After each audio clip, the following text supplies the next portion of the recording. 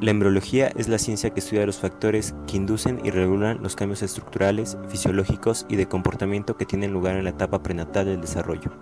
Estudia la relación del embrión-feto con el organismo materno por medio de la placenta y anexos embrionarios, estructuras indispensables para mantener la vida y desarrollo normal antes del nacimiento.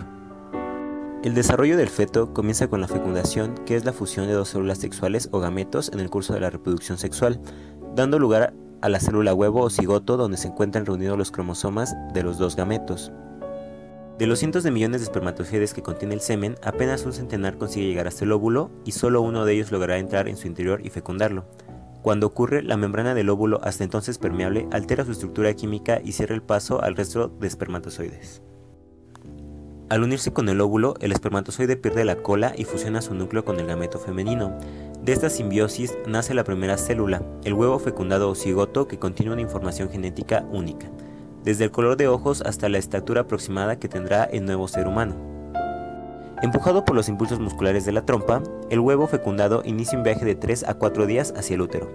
A las pocas horas de la fecundación se divide en dos células y en el camino continúa desdoblándose en partes iguales. Cuando llega a la cavidad uterina consta de 16 células y se parece a una mora. No anida de inmediato porque aún no han alcanzado el desarrollo necesario, sino que permanece libre 2 o 3 días, antes de implantarse en la mucosa uterina. La implantación tiene lugar 7 días después de la fecundación, es decir, 21 o 22 días después del inicio de la última regla.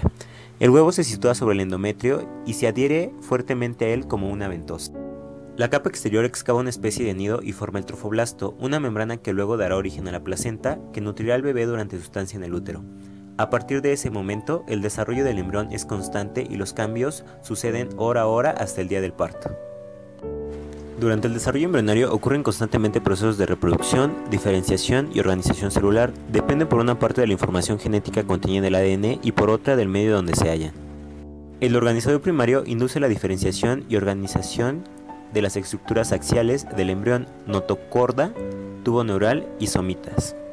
A la inducción primaria siguen inducciones secundarias. Por ejemplo, una vez que ha sido inducido el sistema nervioso, este a su vez tiene efectos en el desarrollo de los ojos, vesículas auditivas, etc. El desarrollo del sistema nervioso pasa por varias etapas. Primeramente, el sistema nervioso se origina de la hoja blastodérmica externa del embrión. Al principio de la tercera semana se produce una proliferación celular en la parte media y dorsal del ectodermo, lo que ocasiona el engrosamiento de esta zona originando la placa neural. Después los bordes laterales de la placa neural se elevan, al mismo tiempo su parte central se hunde ventralmente, formando así el surco neural, que queda abierto hacia la parte dorsal. El surco se hace cada vez más profundo, sus paredes se elevan y se aproximan hasta fusionarse, es así como queda constituido el tubo neural. El ectodermo no neural aporta células a las crestas, las cuales ulteriormente forman dos cordones continuos situados a cada parte dorsal del tubo neural. Tanto de la cresta neural como del tubo neural se formarán las diversas estructuras del sistema nervioso central y periférico. Luego de formarse el tubo neural, se suceden en él una serie de transformaciones en su longitud, en su diámetro y en el grosor de sus paredes. Estos cambios no son homogéneos, ya que en diferentes regiones del tubo presentan distinta magnitud. El tubo neural está situado dorsalmente en la notocorda, flanqueando por las crestas neurales.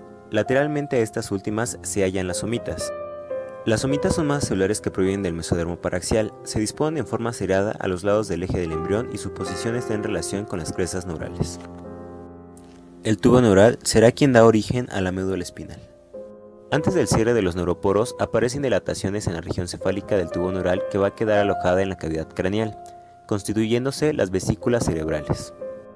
Al final de la cuarta semana del desarrollo pueden reconocerse 3 vesículas cerebrales primarias: prosencéfalo, mesencéfalo y romboencéfalo. En la quinta semana, el encéfalo del embrión se constituye de 5 vesículas cerebrales secundarias que han derivado de las primarias en la siguiente forma. Del prosencéfalo proviene el encéfalo y el diencéfalo. El mesencéfalo no se divide ni cambia de nombre y del romboencéfalo se origina el metencéfalo y el mielencéfalo. En esta etapa aparecen 3 flexuras: la cefálica, la póntica y la cervical. La diferenciación de las vesículas y la aparición de las curvaturas parecen estar determinadas por varios factores.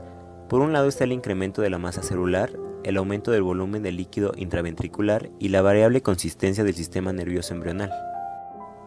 Del telencéfalo, primera vesícula, se originan los hemisferios cerebrales cuyas principales estructuras son corteza cerebral, núcleos centrales y comisuras interhemisféricas. Del diencéfalo, segunda vesícula, se deriva el epitálamo, donde se halla la epífisis y la vénula, el tálamo y el hipotálamo, cuyas formaciones más notables son la neurohipófisis, el tuber cinereum y los cuerpos mamilares. El mesencéfalo, tercera vesícula, forma ventralmente los pedúnculos cerebrales y dorsalmente el tectum, donde se hallan los colículos superiores e inferiores. El mesencéfalo, cuarta vesícula, da origen al puente ventralmente y al cerebelo dorsalmente. Del milencéfalo, quinta vesícula, proviene el bulbo raquídeo o médula oblongada. En conclusión, el desarrollo del feto dentro de las primeras semanas de gestación es de manera constante, habiendo cambios importantes para el pleno funcionamiento físico y psicológico del individuo. Cabe recalcar que es el desarrollo del sistema nervioso del feto la parte de fundamental importancia porque es el primer sistema que empieza con el desarrollo.